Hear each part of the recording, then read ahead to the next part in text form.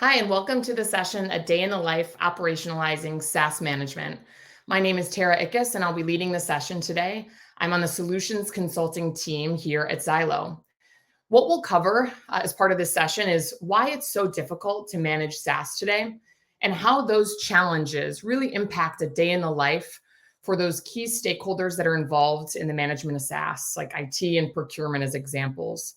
And then finally, we'll talk about what operationalizing SaaS management looks like for those stakeholders and how it helps them better manage and optimize their SaaS portfolio.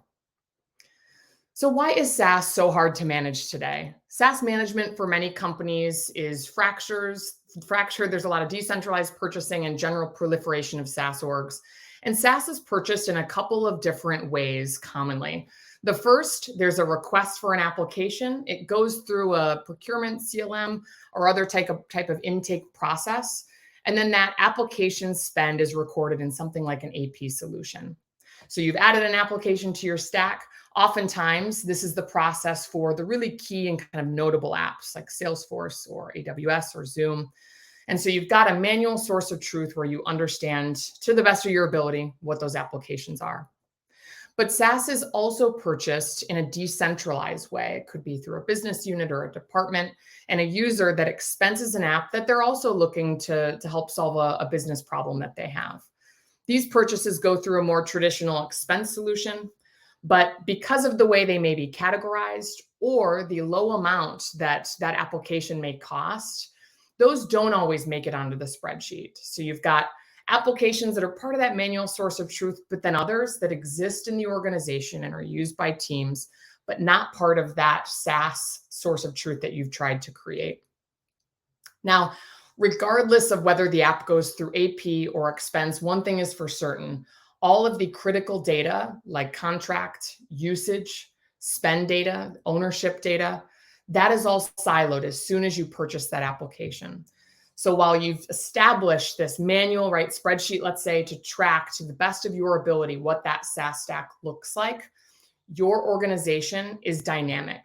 People leave, people change applications, they move departments, application owners move to different departments, and new tools are also purchased to meet different business needs.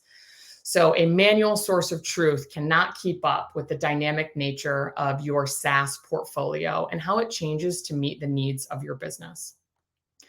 Now, when we think about those challenges that result from that manual kind of approach to managing a really dynamic SaaS environment, this hits all employees, departments, and budgets, and the management of SaaS has to scale across the department to optimize. And that includes especially roles like IT, procurement, but also finance and security as well.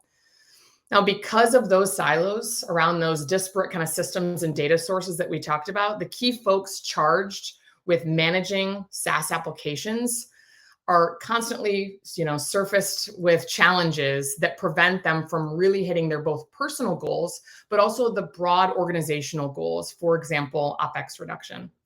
The first thing that we'll discuss here in terms of a day in the life, in current state, is around managing renewals. And we'll focus on a procurement persona, Wendy in this case, specifically as part of this kind of walkthrough.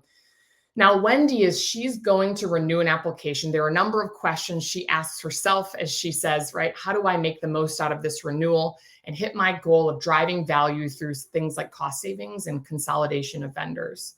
One of the first things that Wendy needs to know is, what do I even need to renew? And this is where her manual spreadsheet comes in. She thinks she's got a pretty good understanding of those 15 apps, let's say this month, and Zoom is a big one that she knows is coming up. So we'll use that as our example here. So Wendy thinks she knows, what a priority for renewal is. She tackles Zoom. Generally, the next thing she knows she needs to solve for is throughout this process, she needs to maximize value. She's just gotten an email from Zoom. They're going to increase her price, but they've said if she adds a few more licenses, they can work with her on it. Either way, Wendy's not sure of what a right license count looks like and kind of where they're at with usage. So she knows she needs to engage the app owner. Now, Wendy does not have this in her spreadsheet. So she spends a lot of time trying to track down who the application owner is, talks to a handful of folks. She finally finds him. It's Steve, her colleague who owns the Zoom application. Wendy gets with Steve and says, who's using this? How are they using it? I'm trying to renew this application. I need to know, right, what that actual user count is based on what that utilization looks like. Steve is not sure how to get that data. He's never looked at it before. And he says, we're actually also adding headcount. Maybe you should just increase the users. It's better safe than sorry. Now, Wendy, along this journey, she doesn't have a great idea now in terms of usage, but she's also trying to figure out what's a fair price to pay. With only the new price offered by Zoom in hand and no other data points to really go off of, time is running out and Wendy just decides, I'm just going to renew for these additional users. Steve said, right, the team's growing, and I'm going to avoid that per license increase by adding those additional folks. Wendy ends this process with thinking to herself, how can I scale my efforts? I just wasted a lot of time trying to get really basic data to make this business decision, and I still think that I left money on the table. And ultimately, the results, when we look at this manual process without the operationalization in the middle, it's time consuming, it's inefficient. She was not able to do any license optimization based on rich utilization data about how folks were actually using Zoom. The contract value ended up going up, so not any cost savings to report. And all this time, she has no idea if there's other similar apps in the organization to compare, right, to Zoom or figure out which one should be the best application to use in the org. And then ultimately, as Wendy does this once and realizes she has 14 more, she knows this is unscalable, and she's not going to be able to certainly increase her procurement coverage as she continues down this manual road.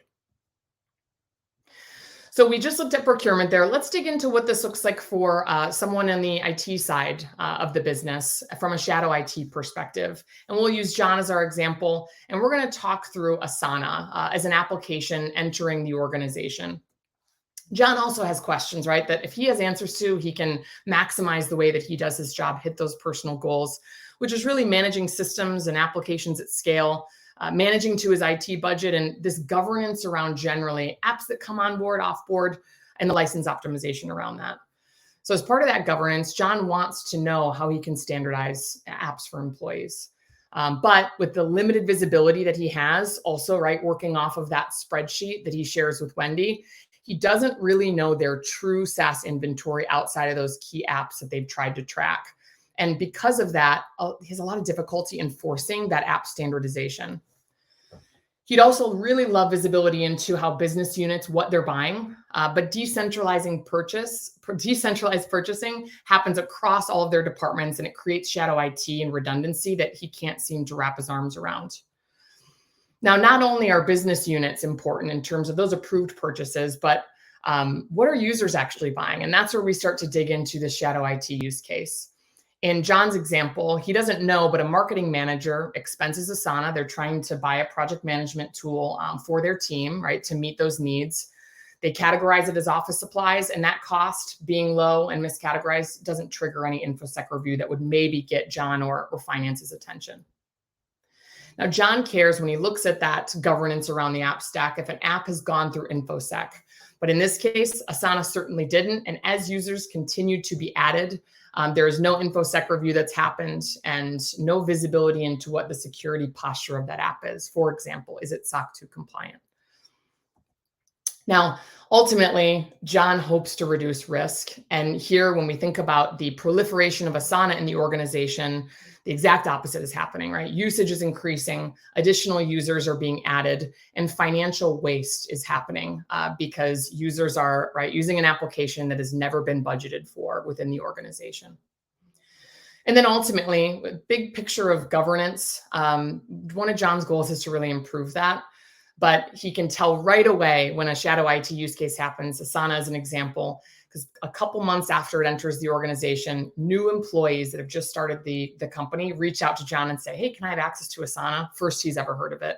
And simultaneously, Asana's reaching out and saying, hey, we see you've got, a couple dozen licenses. We'd love to move you into an enterprise agreement. So the opposite of that governance that he's looking for in this kind of manual reactive state in dealing with shadow IT.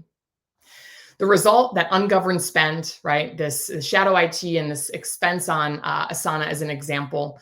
Redundancy in the organization exists. Little does the marketing manager know Reich already exists as part of the company's approved applications, and it had available licenses. Compromised compliance, the app didn't go through InfoSec and it doesn't necessarily meet the security requirements, which introduces that increased risk, both from a security and financial perspective. And then ultimately, when they've got Rike as the approved application that exists in the org, John wants to maximize the adoption of that and the value that's created through that application. And he's not doing so or able to because those folks have chose Asana unknowingly instead. So with the idea that there is a path forward to operationalize SaaS management, let's talk about what that could look like, especially through the lens of those two personas. And first, we've got to think about removing those data silos. So instead of a user going straight to purchase, whether it be through an AP solution or expense solution, what if they had a catalog like Zylo App Catalog to look at the applications that exist in their organization first? The example there being, Rike already exists and that user expensed Asana. Now, with the idea that employees are still going to need new applications, there's going to be new business problems that come up. There's still that application request, intake, and purchase process that exists where applications are added to the portfolio within an organization. And they'll also still enter through expense for the same reason. But what if instead of those really key data sources like contract data, the spend associated with the app, the usage, instead of those being immediately siloed, what if they were captured as part of a continual source of truth related to that full comprehensive SaaS inventory? And how would that change the way that this IT persona, and procurement persona operate as part of their day-to-day? Let's take a look at how that impacts first procurement when we think about a more proactive approach to renewal management through that single source of truth. And we'll use the exact same example of Zoom here. So Wendy, same question. She needs to know what she renews. Rather than referencing a manual spreadsheet, Wendy has a renewal calendar now that she's built in Zylo, specifically around the apps that she owns, and she gets alerts for any renewals coming up, Zoom being one of them. So she's prepared 90 days in advance. Of course, the same way that she felt about it, in the manual world, she wants to maximize value. Zoom is still going to offer her that price increase or the increase of licenses, and she's got to talk to the app owner. But unlike last time, Wendy doesn't have to spend days, hours tracking down the app owner, Steve. It is part of the app information stored right in Zylo as part of that application overview for Zoom. Wendy needs to know as part of this, just as she approaches that renewal, how users are actually using the app. In this case, she and Steve both have access to this utilization data, and Zylo actually recommends through insights that over 200 licenses are inactive and there's 50 that can be downgraded because they're not using the full feature set of a more expensive license type. Wendy and Steve agree to deprovision most of those users, leaving space for those new folks that Steve said are joining the org. And they set up a workflow in Zylo to kick off that communication to start to remove those users in advance of renewal. So Wendy feels a whole lot better at this point about what she needs to renew for in terms of licenses, both number and type, to maximize the value as part of that renewal. But now she wants to know what a fair price is to pay. She checks out Zylo benchmark data to gauge what that SKU cost should be and what the average is, but she can also see they have similar applications in their stack. They have MS Teams. Using both of those pieces of information, she's able to negotiate 10% off the average along with less licenses because she did that optimization exercise. Now, very different from last time. Wendy says, how can I scale these efforts with this key ownership, usage, contract, and spend data in one single source of truth? Wendy can renew every time with confidence and ease. Now, the result of this, rather than reactive, a more proactive, strategic renewal process, the ability to do license optimization at scale and when it really matters, which is right before that renewal. Visibility into redundant or similar applications, MS Teams is an example, to help influence, and give context to that decision. And then ultimately, she was able to drive a price decrease via that benchmarking data that helped her understand what an average SKU cost should be based on their needs. Pivoting over to IT, rather than just dealing with it reactively, day in the life with an operationalized SaaS management practice is shadow IT governance. Now, John wants to standardize those apps. This time he has that app catalog where all of the applications for an employee that are approved are available as a storefront for folks to navigate. Now, if we said Emily, the marketing manager, didn't buy an app here, the story would stop. So we're going to let her buy one with the idea that that still happens sometimes. So Emily's going to purchase Asana. Now, John, he didn't used to have that visibility into what business units were buying, but now he sees everything, whether it's coming through AP or expense. And when that expense comes through, because Emily purchases Asana, he's immediately receiving an alert from Zylo that says, hey, we've detected a new application has been purchased through expense. So rather than the months that he waited before to figure out by surprise that they had Asana in the organization, John knows right away and can tackle that. The first thing he does is see if the app meets compliance standards, hops into Zylo. App has not gone through InfoSec, and he quickly reviews the security posture, right? What is it compliant with, like SOC 2, for example, to gauge his risk and how quickly he should deal with this app. To reduce that risk, he reaches out to Emily, says, hey, I know you just joined the organization recently. You might not know, we already have an approved application for project management, and it's Reich. And I can see in Zylo, we have licenses available. I'm happy to give you access to that. So we've got the ability for John now to really optimize and create governance around this process. John reminds Emily of that app catalog, and she can easily, from now on, request access to applications that she needs access to as part of her role and the challenges that she needs to solve for. So the result in this case, there's a standardization of apps through that app catalog, a storefront for employees to find applications that solve their problems before making a decision to purchase. The visibility into shadow IT or decentralized purchasing when it does happen through that AP and expense continual discovery. Increased compliance, with the results of immediately knowing about an application and the ability to understand if it went through InfoSec. And then, of course, improved governance and overall reduced risk from a financial perspective, but also from an application governance perspective. Now, when we think about SaaS operationalization, continual discovery and a single source of truth with all key data sources is really what unlocks this SaaS operationalization and the ability to manage and optimize.